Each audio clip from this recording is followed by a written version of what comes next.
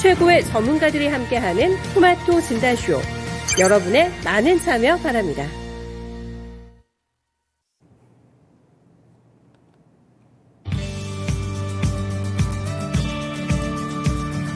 네, 안녕하세요. 종목진단 맛집 진단쇼의 김민아입니다. 네, 오늘 우리 시장은 대내외적인 환경은 불안합니다. 새로운 지정학적 리스크가 떠오르면서 이 환경은 불안해지고 있는데 이에 비해서 우리 국내 증시는 나름 선방하고 있는 모습을 나타내고 있습니다. 아무래도 과대 낙폭주들, 특히 개임주 같은 성장주들이 오늘 두각을 드러내면서 이 지수를 어느 정도 끌어올려주고 있는 거 아닌가, 네, 이런 생각이 드는 시장의 모습인데요. 하지만 여기서도 우리가 좀 체크 포인트로 둬야 할 항목들이 분명히 있기는 있습니다. 우선 첫 번째로 오늘 아침부터 확인을 해볼 수 있었던 미국의 고용시장인데요. 이번에 미국에서는 고용시장을 봤을 때 채용 공고 건수가 많이 줄어들었다고 발표를 했습니다. 이렇게 된다면 연준 쪽에서 가장 예의주시하고 또 강력한 자신감을 드러냈던 부분이 고용시장이기 때문에 이 부분이 냉각이 되는 기조로 돌아선다면 또 시장에서는 변동성이 초래가 될 수 있겠죠. 네, 이러한 부분들은 체크를 해보셔야 될 것 같고, 이제 마지막으로 오늘 계속해서 나오고 있는 이슈죠. 미국과 중국의 이런 리스크가 부각되고 있다. 이 부분이 될 것 같은데 이미 중국 쪽에서는 대만 쪽에 지금 제재를 가하고 있는 상황이고 미국에서는 반대로 중국 쪽으로 이 반도체 법안과 관련해서 제재를 가하고 있는 상황이라서요. 이 중간에서 우리나라 증시의 흐름은 또 어떻게 흘러갈지 이 부분에 대한 긴장의 끈을 놓을 수가 없겠습니다. 네, 이러한 흐름을 잘 타면서 나는 어떤 전략을 세워봐야 할지 잘 짜보셔야 될 것 같은데요. 오늘도 두 분의 전문가님들과 함께 진단해 보겠습니다. 네, 오늘은 이제 첫 번째로 만나볼 전문가 이름은 최병훈 전문가님이고요. 그리고 이광무 전문가님과 함께 또 진단을 해보도록 하겠습니다. 그러면 우리 전문가님들과 함께 하는 동안에 또 댓글창 많이 활용 잘 해주셨으면 좋겠는데요. 내가 갖고 있는 종목 중에 고민되는 종목들, 종목명과 매수 단가, 보유 비중, 고민과 함께 댓글에다가 많이 남겨주셨으면 좋겠고요. 하단에 있는 번호로도 언제든 전화 문의도 가능하니까 언제든 전화 연결해 주셨으면 좋겠습니다. 네, 지금 많은 분들 여기 참석해주고 계신데, 네, 러브수기님 첫 번째로 저한테 인사를 해주셨네요. 네, 반갑습니다. 그리고 아침 이슬처럼 영롱한 남극곰님 항상 반겨주셔서 고맙습니다. 새벽부터 이렇게 나와주시는 우리 남극곰님 칭찬해 드리겠고요. 준호님 안녕하세요. 태리님 안녕하세요. 제갈공명님 안녕하세요. 네, 제갈공명님과 한콩이님은 지금 벌써부터 이렇게 종목 들고 와주셨는데 종목 진단 꼼꼼히 받아보실 수 있도록 노력할 테니까 끝까지 기다려주시길 바랄게요. 네, 그러면 오늘 첫 번째 전문가님 만나보겠습니다. 안녕하세요. 네, 안녕하십니까. 최병훈 전문가입니다. 네, 지금 국제적으로 이 방산 관련주들 그리고 이 보안과 관련해서 이제 촉각이 곤두서고 있는 분위기예요. 일단 러시아와 우크라이나 이쪽만 문제인 줄 알았는데 지금 설상가상으로 미국이랑 중국 쪽에서도 신경전을 펼치고 있는 상황이라서 우리나라가 또 여기서 지금 눈치 보기가 시작이 될 것 같아서 방산주들 지금 노려봐도 괜찮을지 궁금한데 어떻게 생각하시나요? 지금은 추가 투자하기에 좀 늦은 시점이고 단기 매매는 유효할 수 있지만 관심을 이제는 좀 버려야 되지 않을까. 올해 내도록 우크라이나 러시아 전쟁부터 시작해서 계속 방산 관련 이슈가 좋은 호재로 작용되었고요. 최근에 폴란드와 20조 이상의 재파 계약도 있었죠. 그래서 국내 방산 업체들은 중장기적으로 수주가 되고 있으면 실적은 나오는 걸로 확인됩니다. 하지만 시세라는 게 미리 주가를 반영되기 때문에, 그리고 방산주 특히 대형 방산 산업 업체들 주식들은 미리 수주를 기업들은 미리 수주를 받아놓고 그것을 2년 3년 이렇게 해서 수출이 직접 진행됩니다. 그러면 수주 산업의 특징의 수주 산업과 주가의 상관관계에서는 미리 선반영이 됩니다. 실적이 잘 나올 때 그 주식을 잡는 게 아니라 수주할 때 그때 시세가 나기 때문에 수주가 발표되고 나면 추가적인 수주가 계속 나오면 모르겠지만 그러지 않고는 시세가 이미 반영됐다고 봐야 됩니다. 그래서 대표적으로 큰 종목 중에 항공 우주다. 그러면 시세가 올해 전체적인 시세는 올해 2월 말부터 추가적인 상승을 많이 했습니다. 그 다음 6월부터는 잘 안 가죠. 최근에 또 이제 급등했습니다. 그래서 폴란드에 또 호재도 있고요.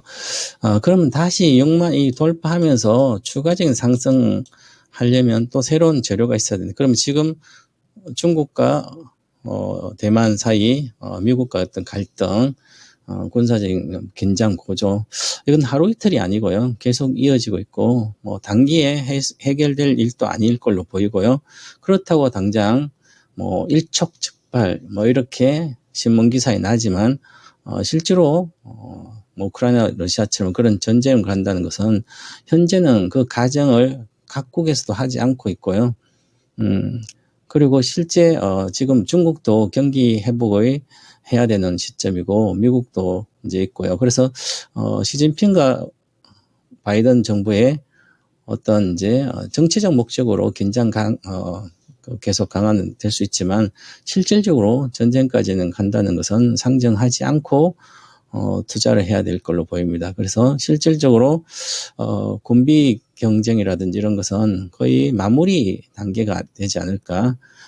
그래서 수주가 추가적으로 계속 나오기는 쉽지 않을 걸로 보이고, 저는 시세는 이제 끝났다고 보고 항상 미리 선제적으로 좀 분할로 빠져나온다든지 기존의 수익이 많이 나신 분이라든지, 근데 신규로 다시 잡는 것은 아주 위험한 구간입니다. 늘 수주 산업들은 보시면 이렇게 올라가고 한번 시세가 나오면 끝없이 빠졌다가 이제 작년에 어떤 이제 우주 산업부터 이렇게 해서 다시 올라왔고요.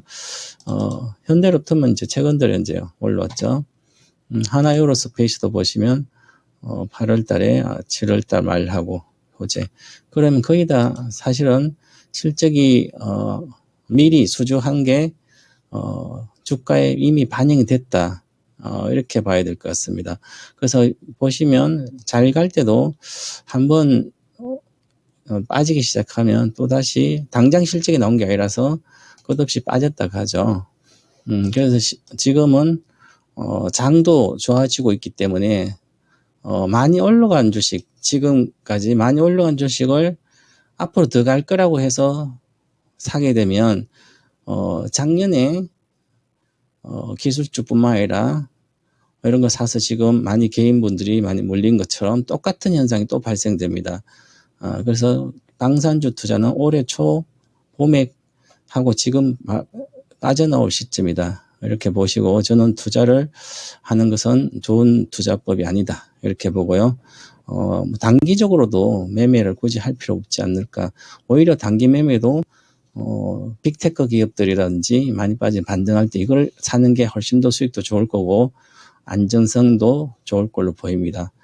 그래서 지금은 저는 관심을 제외시키자, 이렇게 말씀드리겠습니다. 네, 방산주 최근에 떠올랐는데 지금은 빠져나올 때다, 이렇게 말씀을 해주셨네요. 그래서 신규 진입 생각하고 계신 분들은 지금은 때가 아닌 것 같으니까 다른 종목을 좀 발굴을 해내보시는 게 좋을 것 같습니다.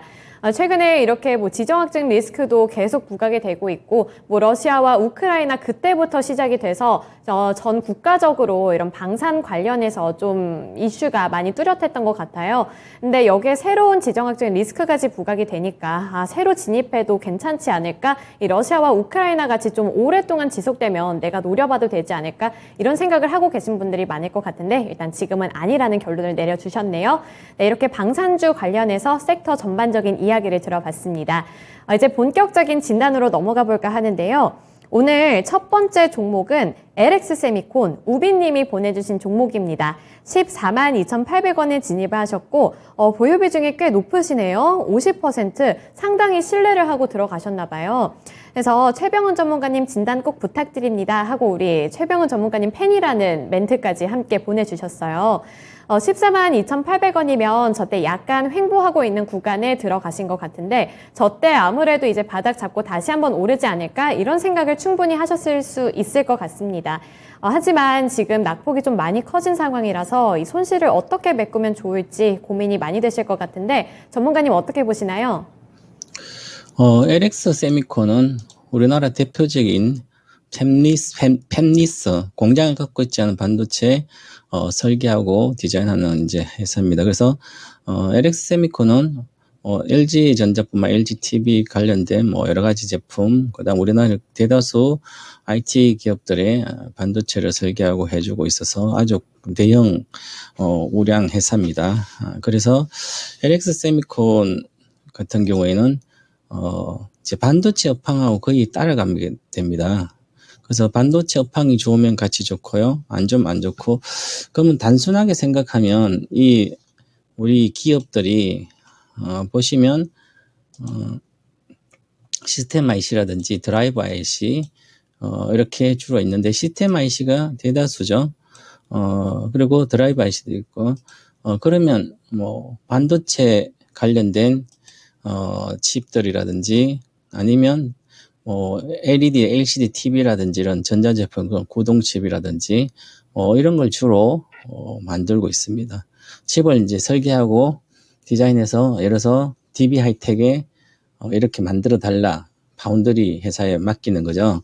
그러면 LX 세미콘은 팹리스 회사니까, 그러면 영업이익률이 어떻게 될까 이렇게 따져보면 전체적으로 영업이익률이 지금 현재 21년도는 15.9%입니다.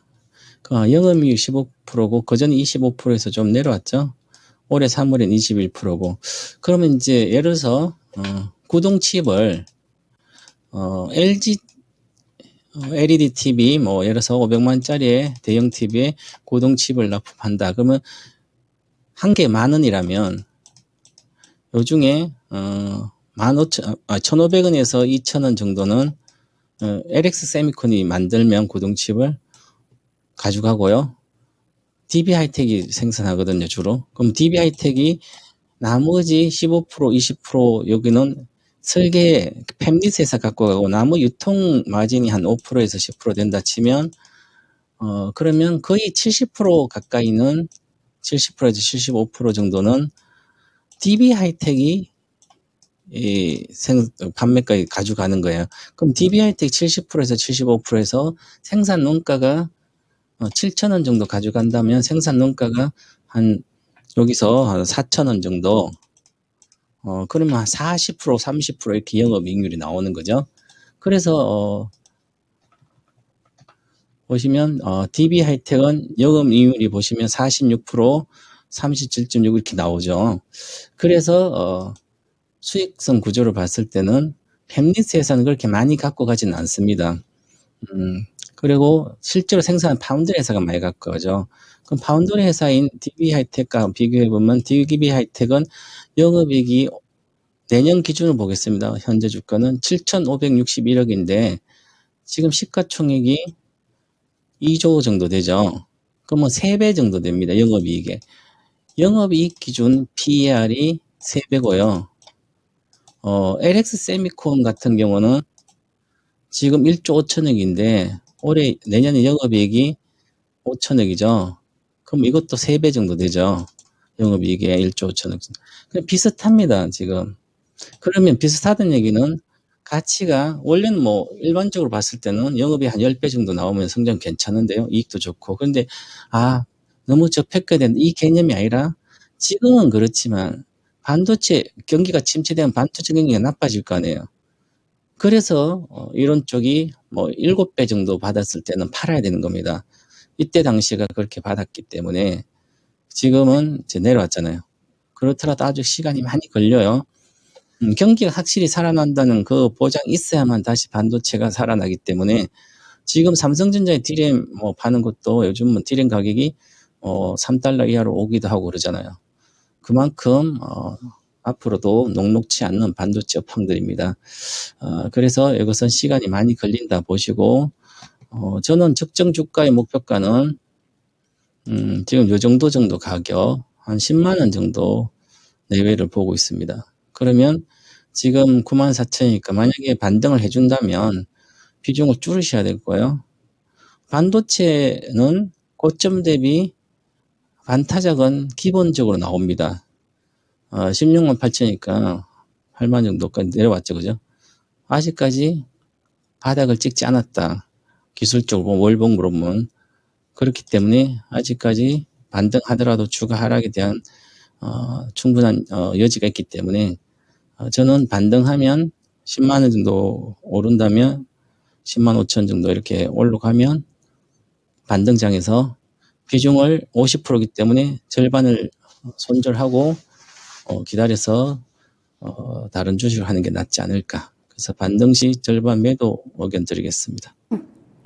네, LX 세미콘 아직까지 이 반도체 환경이 녹록치가 않네요. 그래서 LX 세미콘도 그 환경의 영향을 안 받을 수가 없으니까 지금 비중이 꽤 높으시잖아요. 50% 들고 계시니까 한 반절 정도는 정리를 하고 기다려보자 이런 말씀 주셨네요. 잘 참고하셔서 다른 투자 판단 잘 해보시길 바라겠습니다.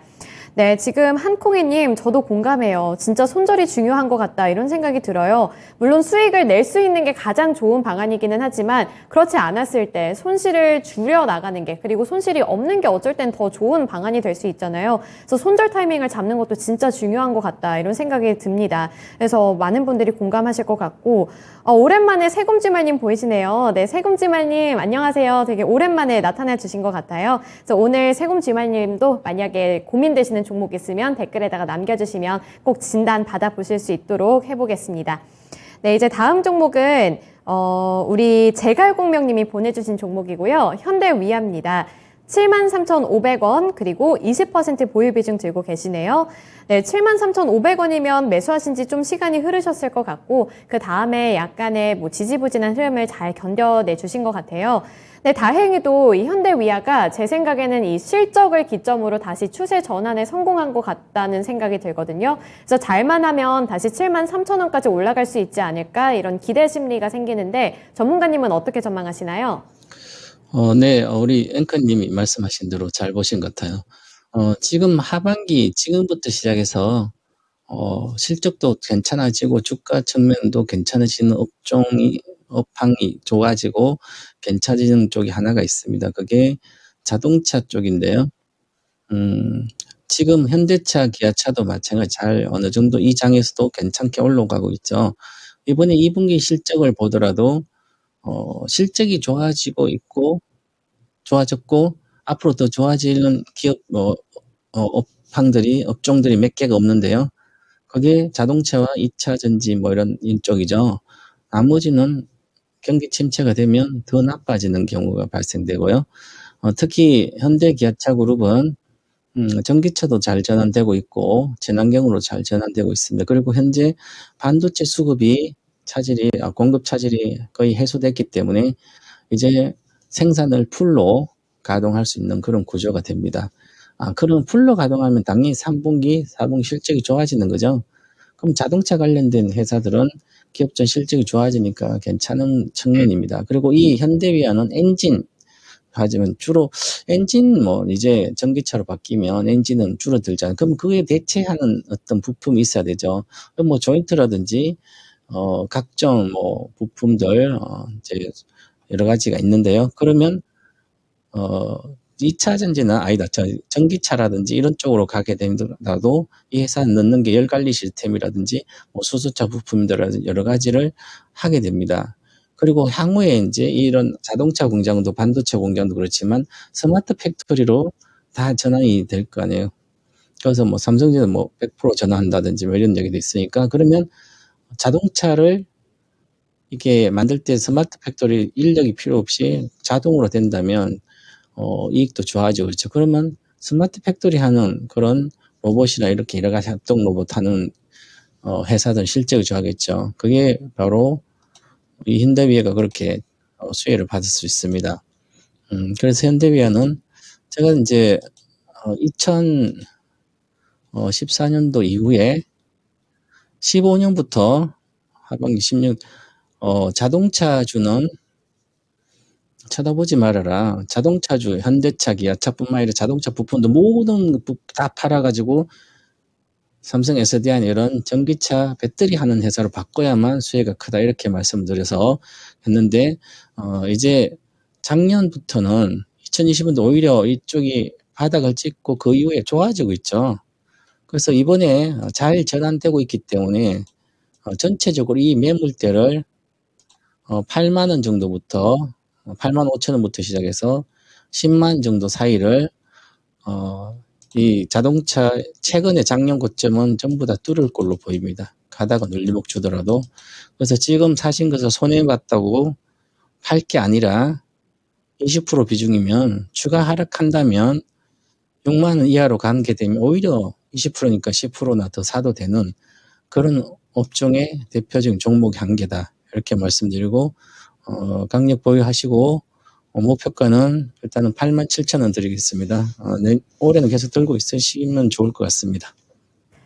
네, 현대위아 관련해서 의견 전해주셨는데요. 제갈공명님 73,000원 부근에 들어가셨잖아요. 네, 요즘에 추세 전환에 성공을 한 것 같고 아무래도 현대위아 이런 자동차 부품주는 뭐 현대나 이런 완성차 업체 쪽에서 잘 가면 또 같이 따라가기도 하니까 조금만 더 기다려 보시길 바랍니다. 네, 그러면 원금 회복은 물론이고 뭐 앞으로 더 나은 수익도 가져가실 수 있을 것으로 전망해 주셨으니까 그 부분 잘 참고해 보시길 바랄게요. 네, 이렇게 완성차 업체들 최근에 되게 고전을 겪었었죠. 난항을 겪었고 뭐 반도체 수급난이다 뭐다 해서 좀 많이 어려운 시절을 겪었었는데 이제 드디어 좀 보릿고개를 넘어서고 추세 전환에 성공하는 분위기라서 어느 정도는 좀 마음이 놓이네요. 네, 그래서 여러분들 또 종목 고민되시는 종목들 있으면 여기 댓글에다가 많이 남겨주시길 바랍니다. 꼼꼼하게 진단해 드릴게요. 네, 그 다음 종목은 오랜만에 어쩌라고 내맘이지님이 보내주신 종목이고요. 로보티즈예요. 23,000원에 진입을 하셔서 10% 보유 비중 들고 계시는데 따끈따끈한 신상을 매수하셨나 봐요. 어제 매수했다고 하십니다. 그래서 목표가를 지금 28,000원으로 설정을 하고 계신다는데 28,000원까지 갈 수 있을까요? 상당히 좀 높은 구간인 것 같아 보이긴 하는데 어떻게 보시나요? 테마주로 하면 언제든지는 갈 수는 있겠죠. 그런데 로봇, 협동 로봇뿐만 아니라 음식 관련 로봇, 그 다음에, 스마트 팩토리 관련 로봇이라든지, 그럼 로봇 관련된 회사를 사면 앞으로 성장하니까 좋다고 생각하셔서 그냥, 이것도 로보티즈니까 로봇이라는 이름이 들어가니까 그냥 사시고 산 것 같아요. 기업 내용을 항상 봐야 되는 겁니다. 그러면 지금 어저께 급등했으니까 샀어요. 오늘은 언제. 그러면 기업 내용을 좀 봐야 되는 거죠. 이처럼 테마까지 2020년 1월 이렇게 같이 이렇게 오면서 테마 올라갔다 금방 내려왔죠.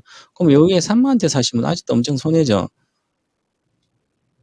이것은 이제 어떤 올해 2022년도 모든 주식이 다 빠져가 그런 개념이 아니죠. 이 주식은 테마적으로 움직이니까. 그러면 오히려 3월 말부터 빠졌기 때문에 이 실적을 받쳐주지 못하는 거죠. 그러면 이 회사는 부실 회사나 마찬가지다. 이렇게 보고 로봇 회사도 많은데 그중 하필 이익도 안 나는 회사를 사는 것은 가격만 보는 개념이죠. 아까 금방 현대위아 스마트 팩토리 수혜주고 이렇게 오히려 현대위아를 사면 리스크가 거의 없어요. 같은 어제 사든 오늘 사든.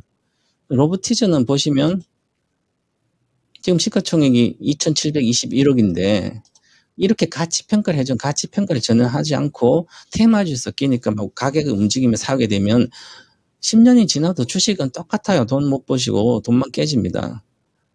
자, 그러면 한번 보겠습니다. 이게 액추에이터 관련된 해서 있고 같이 솔루션 이렇게 하고 자율주행 로봇이라 그러지만 실제로 보시면 영업이익을 보면 장사를 해서 2020년 적자, 21년도 적자, 22년도 적자, 올해도 적자예요. 장사해서 돈을 까먹고 있습니다. 지금 요즘 이 관련된 이 분야가 조금만 잘해도 이익을 낼 수 있는 그런 산업인데 못하고 있다는 거죠. 내년에 23억 흑자는 이거 가봐야 됩니다. 자, 그러면 소형 기업들, 중소기업들은 미래에 대한 전망이 불투명합니다.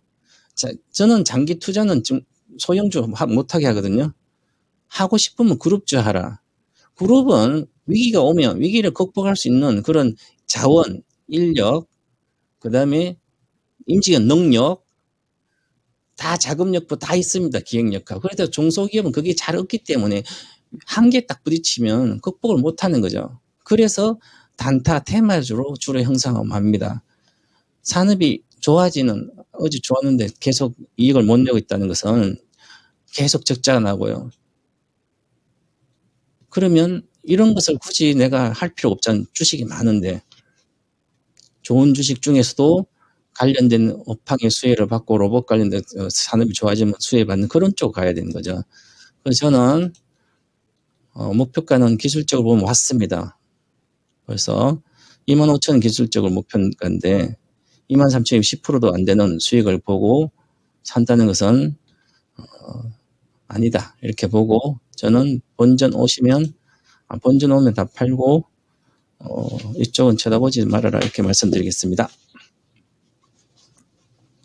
어제까지 해도 이 삼성전자 호재 소식에 함께 움직였잖아요. 심지어 함께 그냥 움직인 게 아니라 치솟았던 종목이기 때문에 아마 그때 이제 치솟을 것 같다 이러고 들어가신 것 같은데 일단은 본전을 찾아보자. 이게 첫 번째 목표가 될 것 같아요. 그래서 잘 참고해 보셨으면 좋겠고 여기 지금 댓글 보니까 우리 러브수기 님도 로보티즈를 갖고 계셨나요? 러브수기 님도 이번에 이 코멘트 잘 참고하셔서 투자 판단해 보시면 될 것 같네요. 네, 모두 사이좋게 이렇게 나눠서 꿀팁 가져가셨으면 좋겠습니다. 네, 오늘 그러면 최병훈 전문가님과는 여기까지 상담 진행해 볼게요. 전문가님 오늘 말씀 고맙습니다. 감사합니다. 네, 이렇게 최병훈 전문가님과 함께 요즘 핫 이슈가 되고 있는 종목들에 대해서 이야기를 나눠봤습니다. 최근에 이렇게 지정학적인 리스크 때문에 테마성 움직임이 강하기도 하고 시장이 조금씩 반등 움직임 나타내고는 있다고는 하지만 여기서 이슈를 갖고 있는 종목들 찾는 게 가장 확실하면서도 가장 어려운 것 같은 그런 시장인 것 같네요. 그래서 이슈 체킹도 가장 중요할 것 같으니까 앞으로 시장 8월 한 달 동안 대비할 때는 우리 시청자분들도 함께 저희와 함께 이슈도 잘 체크해 보셨으면 좋겠습니다. 네, 이제 두 번째 전문가님 만나볼 텐데 오늘 처음으로 진단쇼에 출연해 주시는 분이에요. 제가 이미 말씀을 드리기는 했지만 이광무 전문가님입니다. 네, 전문가님 안녕하세요. 네, 안녕하세요. 이광무 전문가입니다. 네, 오늘 처음으로 진단쇼 출연하시잖아요. 네, 그래서 이광무 전문가님 팬인 시청자분들도 많이 여기 계실 것 같은데 인사 한마디 해주세요. 네, 안녕하세요. 이 진단쇼에 오랜만에 출연하게 된 것 같습니다. 앞으로도 여러분들 궁금하신 종목들 많이 올려주시면은 제가 또 공부 열심히 해서 설명해드리도록 하겠습니다. 네, 시청자분들 들으셨죠? 우리 공부는 전문가님이 열심히 할 테니까 우리 시청자분들은 고민되는 종목만 항상 들고 와서 여기서 꿀팁만 챙겨가셨으면 좋겠습니다. 네, 전문가님 오늘 이제 시장 이야기를 좀 나눠보고 싶은데 아까 제가 앞서서 언급을 하기는 했습니다만 이 지정학적인 리스크가 부각받고 있지만 우리 시장은 나름 선방을 하고 있거든요. 네, 여기서 제일 중요한 게 이 반도체 투톱이 되지 않을까 싶어요. 지금 미국에서는 이미 반도체 법안과 관련해서 제재를 가하고 있고 바이든 대통령도 반도체 법안을 강조해서 우리나라 SK하이닉스 그리고 삼성전자도 타격을 피해갈 수가 없을 것 같다 이런 생각이 드는데 앞으로의 전망 어떻게 보시나요? 일단은 미국에서는 이 자국 기업 보호 정책이 좀 더 강하기 때문에 아무래도 우리나라뿐만 아니라 해외 반도체 기업들에 대한 투자를 미국 안에서 진행하기를 원하고 있는 것 같습니다. 다만 이제 우리 삼성전자 같은 경우에는 그래도 미국 대미 투자에 대한 부분들을 이미 예고를 해왔기 때문에 충분히 미국 정부와 협력할 수 있는 기업이 될 수 있기 때문에 저는 긍정적으로 보고 있고요. 그리고 SK하이닉스 마찬가지로 대미 투자에 대한 부분들은 아직 공식화된 적은 없지만은 북미 기업들과의 이 꾸준한 협력 관계가 있기 때문에 SK하이닉스 전반적으로 반도체 환경이 좋아진다라면 또 반도체 투자 환경이 괜찮다라면은 두 기업에 대한 방향성에도 긍정적이지 않을까 생각이 됩니다. 다만 이제 오늘 있을 펠로시 하원 의장과 TSMC 회장과의 회동이 앞으로 이제 반도체 투자에 대한 속도를 키울 수도 있기 때문에 저는 오늘의 조정이 아니라 앞으로에 대한 삼성전자, SK하이닉스에 대한 기대감을 좀 가져보시는 것도 괜찮을 것 같습니다. 네, 우리 전문가님은 SK하이닉스 그리고 삼성전자에 대해서 기대감을 어느 정도 가져가도 괜찮겠다 이렇게 말씀을 해주셨네요. 사실 좀 우려스러운 부분이 있기는 했거든요. 이제 중국에 아무래도 공장이 많다 보니까 그 부분에 있어서 타격받는 거 아닌가 이런 생각이 좀 들었는데 우리 전문가님이 어느 정도 좀 안심을 시켜주는 멘트를 주셔서 마음도 사실 조금은 홀가분해지는 느낌이 드네요. 네, 그러면 이제 우리 이광무 전문가님과 첫 번째 진단을 해볼 종목은 한콩이님이 보내주신 종목이고요. 대주전자 재료입니다. 진입 단가는 69,400원, 그리고 보유 비중 11% 들고 계신다 하는데, 어제 수익 실현을 했다고 하시네요. 그래서 어느 정도는 수익을 챙겨 가셨고, 이제 나머지 11%를 어떻게 해야 할지 목표가를 설정해 달라고 하시는데, 이미 수익 구간에 계시네요. 그래서 대주전자재료 최근에 상승 전환한 것도 있고, 앞으로 흐름도 좋아 보이는데, 전문가님 이거 목표가 어느 정도로 바라볼까요?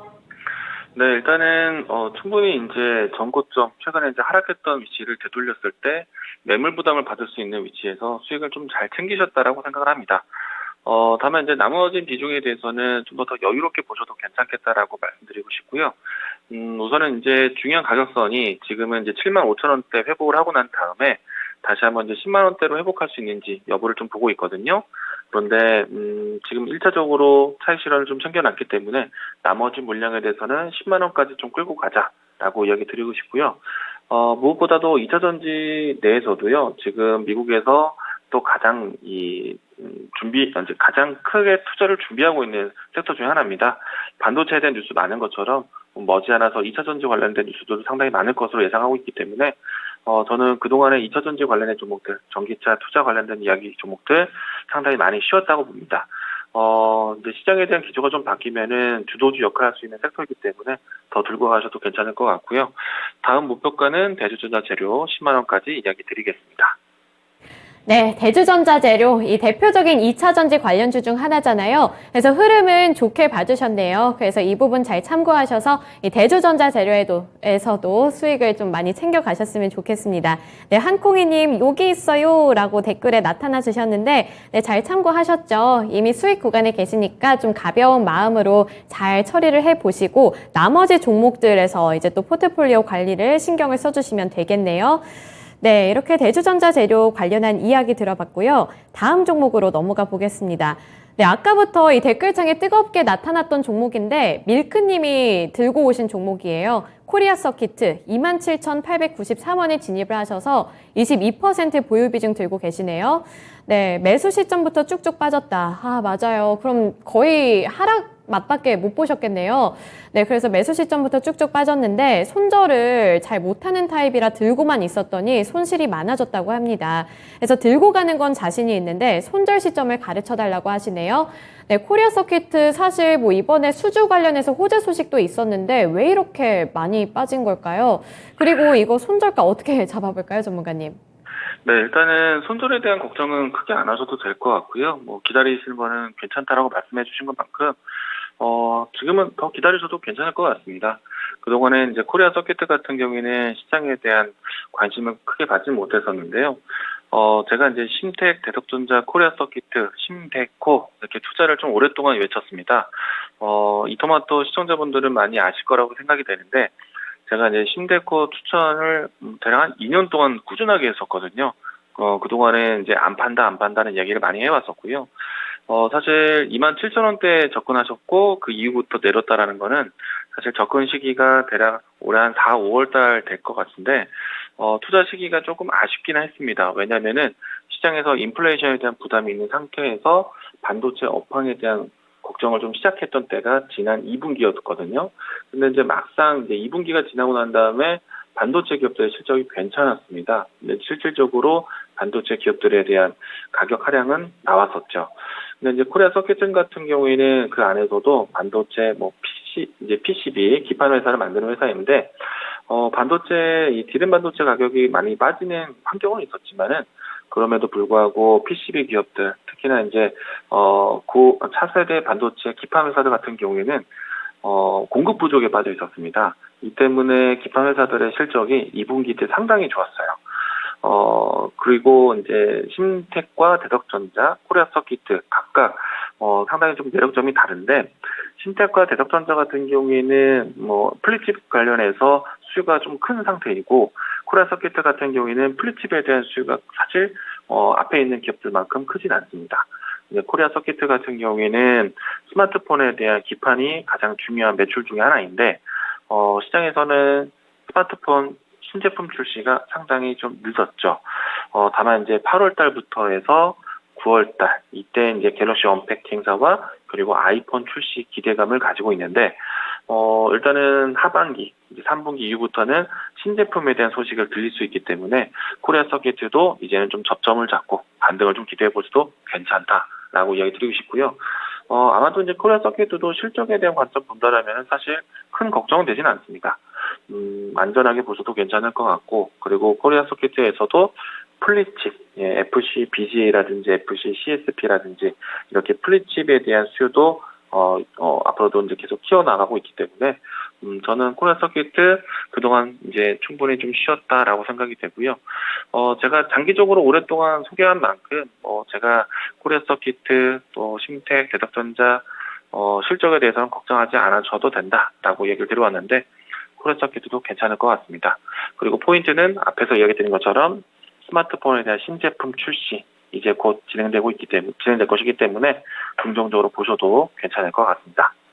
네, 긍정적인 멘트를 주셨는데 한 가지 궁금한 게 이제 반등이 시작이 된다면 지금 이제 바닥 구간이라고 생각을 하고 추가 매수를 해도 괜찮을까요? 일단은 코리아 서킷 비중이 22%라고 알려주셨는데 30%까지 좀 채워가면서 단가를 낮추셔도 괜찮을 것 같고요. 만약에 이 구간에서 너무 과비중하는 거는 좀 부담이 될 것 같은데 30%까지 늘린다면은 예상해본다면 한 25,000원, 24,000원 후반대에 평균 단가 만들 수 있지 않을까 예상이 되거든요. 그러면은 좀 더 보유하는 데 있어서 주가 대응에 좀 수월할 것 같고요. 저는 더 사셔도 괜찮다. 그리고 올라왔을 때는 28,000원대, 30,000원대에서는 고민을 하자. 비중을 좀 줄이거나 수익을 챙기는 자리로 이야기 드리겠습니다. 네, 지금 댓글 보니까 코리아 서킷 들고 계신 분들이 좀 많이 계신가 봐요. 우리 한콩이 님도 들고 계신 것 같고 아까 또 다른 분이 들고 계신다고 여기 댓글에 남겨주셨던 것 같은데 네, 들고 계신 분들 이번에 지금 바닥 구간에 진입을 한 것 같다 이런 멘트를 주셨고 추가 매수도 괜찮을 것 같다고 전망해 주셨으니까 코리아 서킷 오랫동안 들고 계셨던 분들 조금만 더 힘을 내보시길 바랍니다. 이렇게 주식을 할 때 내 포트폴리오 관리를 할 때 가장 중요한 게 실적이 기반이 됐는지 그리고 성장 기대감을 받고 있는지 이 두 가지 부문을 채우고 있는 종목을 찾는 게 참 어려운 것 같은데 그래도 코리아 서킷은 이 두 가지 항목을 좀 어느 정도 채워나간 종목인 것 같네요. 네, 그래서 이 부분 참고해 주시길 바랄게요. 네, 다음 종목으로 이제 넘어가 보겠습니다. SG님이 보내주신 종목이고 3,000당 제약이에요. 5만 원에 진입을 하셨고 20% 보유 비중 들고 계신다고 하는데 47,000원 정도까지 왔다가 다시 내려갔는데 이 매수가인 5만 원까지 회복이 가능할까요? 이렇게 물어봐 주셨네요. 3,000당 제약 5만 원 구간에 진입을 하셨으면 아무래도 그 작년 11월 이쯤인 것 같은데 그때 이 백신 관련해서 코로나 관련해서 3,000당 제약을 잡으신 것 같아요. 근데 그 모멘텀이 살짝 약했던 감이 없지 않아 있어서 그 다음부터 주가 흐름도 좀 시들시들했거든요. 그래서 이거를 어떻게 처리하면 될지 그리고 5만 원까지 회복 가능한지 이 부분 짚어주세요. 일단은 47,000원대 움직임이 나왔을 때 충분히 좀 비중 축소에 대한 고민을 해보셨을 때지 않을까 생각이 되거든요. 왜냐면은 과거에 이제 3,000당 제약이 올라왔을 때 주목을 크게 받았을 때가 코로나 치료제에 대한 이야기들 때문에 올라왔었던 종목인데 예전만큼의 코로나에 대한 그러니까 뭐 치료제든 백신이든 코로나 관련된 종목들이 예전과 같은 이 코로나 환경을 기대하기 좀 어려울 것 같습니다. 코로나 확진세에 대한 부담은 좀 있지만은 아무래도 방역 완화되고 그리고 거리 두기가 해제된 상태에서 다시 한번 이 방역을 강화하기는 아마 이제 어려울 것 같고 그리고 일반 이 서민들 입장에서도 코로나에 대한 질병을 모를 때와 지금 이제 겪고 난 다음에 코로나에 대한 대응 생각도 예전만큼은 아닌 것 같습니다. 지금 당장은 코로나 확진세가 계속 증가되고 있기 때문에 수치에 따라서 코로나 관련된 백신이든 진단키트든 아니면은 그 밖에 원격 의료든 이와 같은 키워드를 따를 수 있는 종목들이 움직일 수는 있는데 만약에 이제 이 코로나 확진세에 대한 수치가 점차 좀 완화된다라면은 더 이상 코로나 관련된 종목들에 대한 관심이 이어지지 못할 것 같습니다. 일단은 3,000당 제약 같은 경우에는 코로나 관련해서 변동이 되어진다라면은 일단 그 시점에서는 저는 비중 축소 의견을 드리고 싶고요. 우선은 3,000당 제약 같은 경우에는 실적에 대한 전환에 대한 뉴스가 가장 필요할 것 같습니다. 당장은 코로나 백신이라든지 코로나 치료제에 대한 이야기로 해서 실적 변화를 만드는 데는 사실 어렵기 때문에 코로나 관련해서는 이슈적인 부분들만 보자라고 이야기 드리고 싶고요. 만약에 올라온다라면은 저는 47,000원 라인 때까지 다시 한번 올라온다면은 반드시 좀 비중을 좀 축소하자.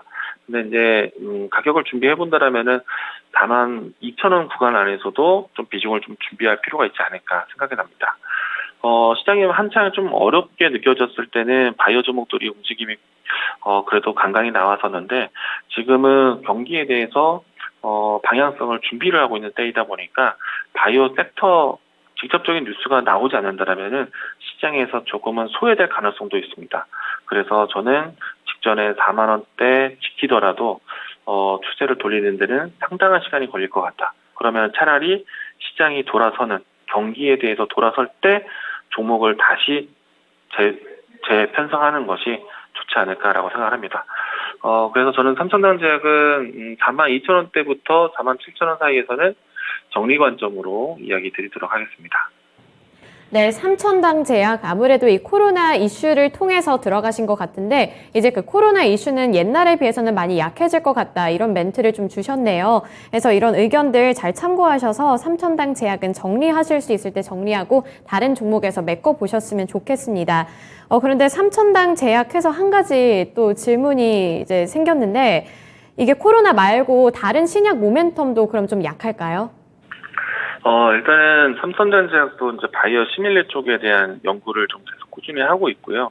실질적으로 기존에 있었던 제품군들에 대해서는 안정적인 매출을 가지고 있다고 봅니다. 일단은 바이오 시밀레 쪽에서 이제 기대 뉴스를 기대해 본다라면은 유럽 쪽에서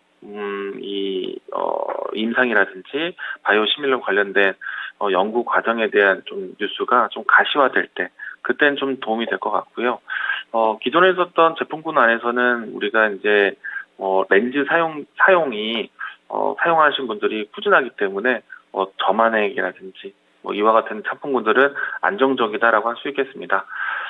보통 이제 저만액이라든지 이 안구 관련된 제품군들을 가지고 있는 회사들 같은 경우에는 봄철에 황사라든지 아니면은 미세먼지 심할 때 이럴 때 주목을 받긴 하거든요.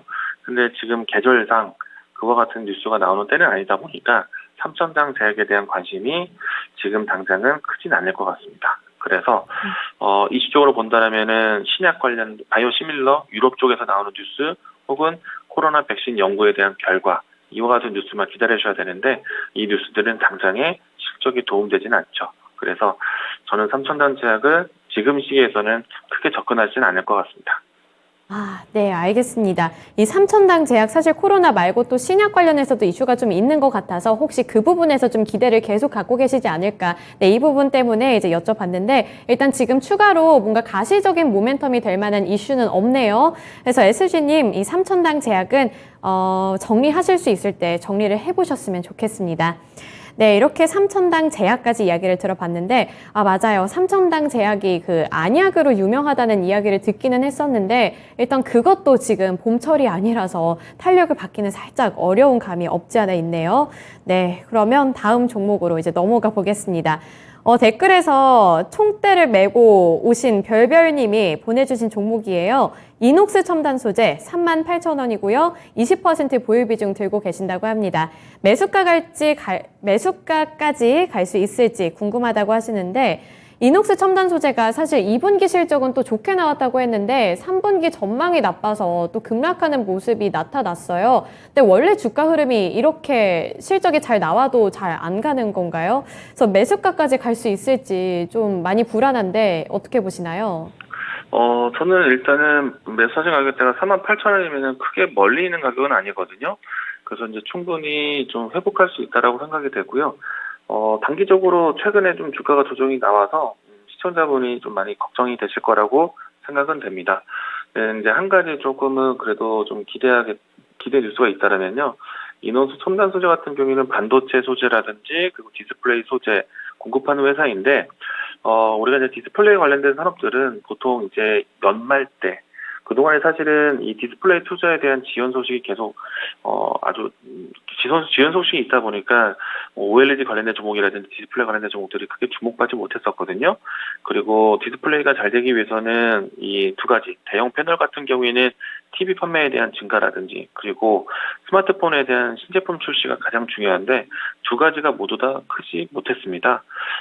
사실 TV 판매에 대한 수요는 시장 기대감을 못 미친 것은 예전에 올림픽 이후부터 해서 계속 꾸준하게 좀 하향세인 것 같고요. 그리고 스마트폰은 앞에서도 다른 종목을 통해서 이야기 드렸지만은 신제품 출시가 상당히 미뤄져 왔습니다. 이 때문에 디스플레이 업황도 사실 좋지 못했고 그리고 아무래도 인플레이션에 대한 부담이라든지 그 밖에 코로나에 대한 환경 때문에 소비에 대한 부분들이 좀 제한적이다 보니까 디스플레이에 대한 관심이 높지 못했던 것 같습니다. 이제 다만 이제 이 하반기에 이제 스마트폰 신제품에 대한 출시라든지 그리고 보통은 연중에 투자에 대한 내용들이 발표되지 못하면은 연말에 몰아서 투자에 대한 계획이 나오는 경우가 있습니다. 보통 이제 디스플레이가 대부분 그렇습니다. 연중에 투자하지 못했던 내용들이 연말에 일부분을 이제 투자로 발표하게 되는데, 이제는 하반기에 대한 기대감으로 좀 접근해 본다라면은, 이노스 첨단 소재 혹은 디스플레이 관련된 종목들, 투자 모멘텀이 좀 살아나지 않을까 생각이 됩니다. 그래서 지금은 주가가 충분히 좀 많이 쉬었다는 측면이 있기 때문에, 지금은 손절하기보다는 보유하자라고 이야기 드리겠고요. 올라온다면 저는 1차적으로 했을 때 4만 원 라인 때까지, 그리고 만약에 연말 때까지 더 지켜보신다라면은 4만 5천 원 라인 때까지도 기대해보자라고 이야기 드리겠습니다. 저는 지금 자리에서는 손절하지 않으셔도 된다라고 이야기 드리겠습니다. 아, 네, 다행이네요. 이녹스 첨단 소재 하반기에 전망이 너무 막 안 좋다고 자꾸 그런 이야기만 들어서 너무 많이 불안했었는데 지금 그래도 다행인 거는 이 디스플레이 이쪽이 앞으로 뭐 그렇게 막 급락을 하거나 나쁘지는 않을 거다 이런 말씀을 주셨습니다. 그래서 아무래도 우리 별별님도 이번에 2분기 실적 괜찮게 나왔는데 3분기 전망이 안 좋다. 이 부분 때문에 좀 걱정을 많이 하셨을 것 같아요. 네, 그 부분 걱정 어느 정도는 좀 덜어내셔도 좋을 것 같네요. 그래도 앞으로의 주가 흐름은 잘 지켜보시면서 우리 전문가님 말씀도 잘 참고해 보시기를 바랄게요. 네, 그래서 이제 다음 종목으로 또 넘어가 봐야겠죠. 송님이 보내주신 종목이고 LG U+입니다. 14,700원에 9% 보유 비중 들고 계신다고 하는데 LG U+, 이런 통신사들이 최근에 흐름이 너무 안 좋긴 했어요. 좀 올라오는 듯 했는데 그 다음에 바로 꼬꾸라져 버려서 이게 왜 그런가 너무 답답할 것 같고 어떻게 이거를 포트폴리오에 좀 반영을 해봐야 될지 이 부분도 좀 궁금하실 것 같은데 LG U+, 이거 손절을 해야 될까요? 아니면 목표가를 좀 설정을 해보는 게 나을까요? 제 생각에는 통신주들이 생각보다는 잘 못 갔다라고 생각을 하고 있거든요. 근데 다만 이제 투자에 대한 매력도는 높진 않다고도 생각이 됩니다. 우선은 LG U+뿐만 아니라 SK텔레콤이든 통신주들이 최근에 이제 5G에 대한 환경 때문에 실적에는 상당히 큰 도움이 되었었고요. 다만 이제 얼마 전에 SK텔레콤이 5G 요금제 새롭게 이야기를 나눴는데 이 내용은 좀 더 지켜봐야 될 것 같습니다. 그래서 저는 LG U+ 만약에 관심 있게 보시는 분들이 있다라면은 좀 관망하자라고 이야기 드릴 것 같고요.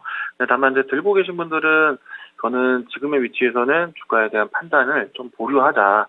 그래서 저는 가급적이면은 통신주 접근은 지금은 할 때가 아니다라고 생각이 되고 있거든요. 만약에 이제 시장이 많이 좀 위축되거나 또 불안할 때는 통신주에 대한 관점으로 이동될 수도 있는데 사실 최근에 이제 2분기, 3분기 넘어올 때 시장이 좀 많이 어려웠는데도 불구하고 통신주들의 움직임이 크게 올라오지 못했습니다. 그 부분이 저도 조금은 아쉽다라고 생각이 되지만은 다시 지금 시장이 좀 돌아서는 때에서 통신주 선택은 조금 아쉽다. 그래서 저는 가급적이면은 반등 때 정리하자는 의견이고요. 가격적으로 본다면은 13,000원에서는 정리하자라고 이야기를 하겠습니다. 3,000원 구간에서는 정리를 해보는 걸 추천해 주셨네요. 그런데 이렇게 LG U+나 통신 관련주들은 배당 관련해서도 매력을 갖고 있잖아요. 만약에 이걸 좀 들고 있다가 나중에 또 연준 쪽에서 긴축 움직임이나 리스크가 좀 부각이 됐을 때 그때 추가로 진입해서 배당 가져가는 전략은 어떨까요? 그 파트라면은 저는 LG U+보다는 차라리 SK텔레콤이 낫지 않을까 생각이 되고요.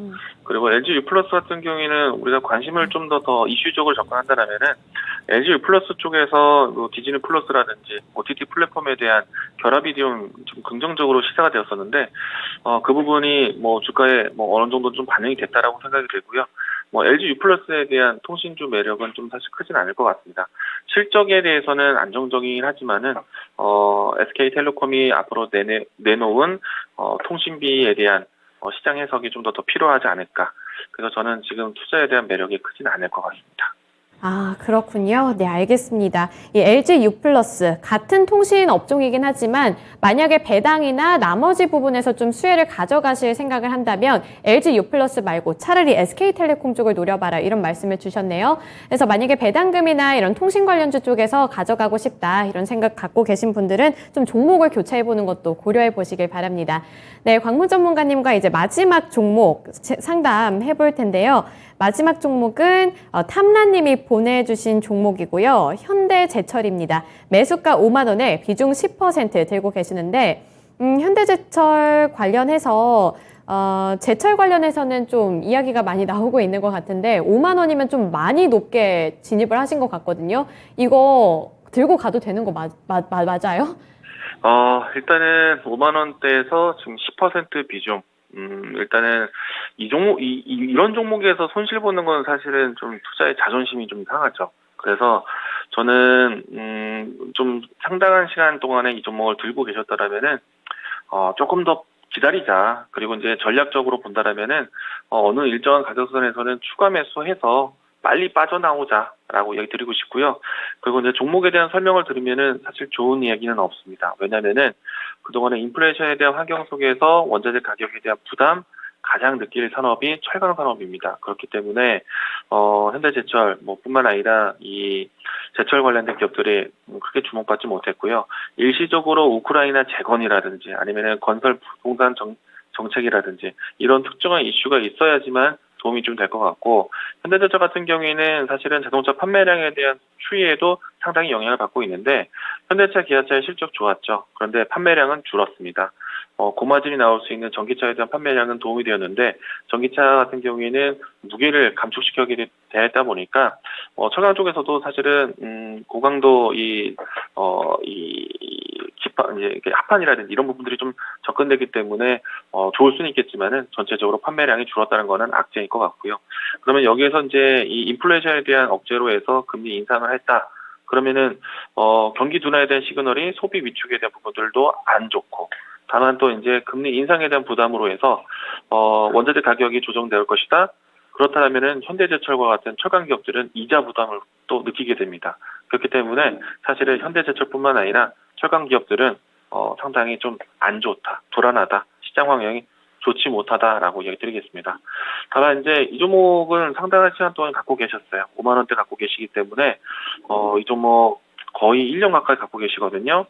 그런데 저는 1년 기간 동안 갖고 있었던 시점에서 지금 정리하기에는 조금 자존심이 상한다는 생각이고요. 비중이 크지 않기 때문에 어느 일정한 시기에서는 좀 추가 매수하셔서 단가 낮추고 그리고 빠져나올 수 있는 시기를 기다려야 되지 않을까 생각이 됩니다. 일단은 지금은 추가 매수할 자리도 아닙니다. 그래서 지금은 기다리자. 다시 한번 이제 주가가 전환되는 때까지 기다리자라고 얘기 드리겠습니다. 네, 현대제철 좀 너무 오랫동안 들고 계셨고 워낙에 고가에 진입을 하셔서 마음이 진짜 텁텁하실 것 같네요. 그래서 추가 매수를 해서 평 단가를 낮추는 전략을 세워주시긴 했는데 일단 지금은 아닙니다. 그래서 지금 아니고 추세 전환 기미가 보일 때 그때 추가 매수하셔서 평 단가 낮추고 손실을 줄여나가는 전략을 채택해 보시길 바랄게요. 네, 오늘 이광무 전문가님과는 여기까지 진단해 보겠습니다. 네, 전문가님 오늘 말씀 고맙습니다. 네, 감사합니다. 네, 오늘 이렇게 최병훈 전문가 그리고 이광무 전문가님과 함께 진단해봤습니다. 오늘 진짜 많이 종목 진단해드린 것 같은데 저희 시청자님들 여기 보내주시면 이렇게 꼼꼼하게 열심히 진단해드리니까요. 언제든 여기 댓글에다가 많이 남겨주셨으면 좋겠습니다. 네, 수다도 많이 떨어주시고요. 저희가 언제든 이렇게 진단 받아보실 수 있도록 할 테니까요. 네, 이렇게 해서 오늘 진단쇼 여기까지 진행해 보겠습니다. 지금까지 투자 판단에 대한 도움 정보를 드렸고요. 하지만 특정 종목의 상승과 하락을 보장하지는 않는다는 점 기억해 주시길 바랍니다. 오늘도 시청해 주셔서 고맙습니다.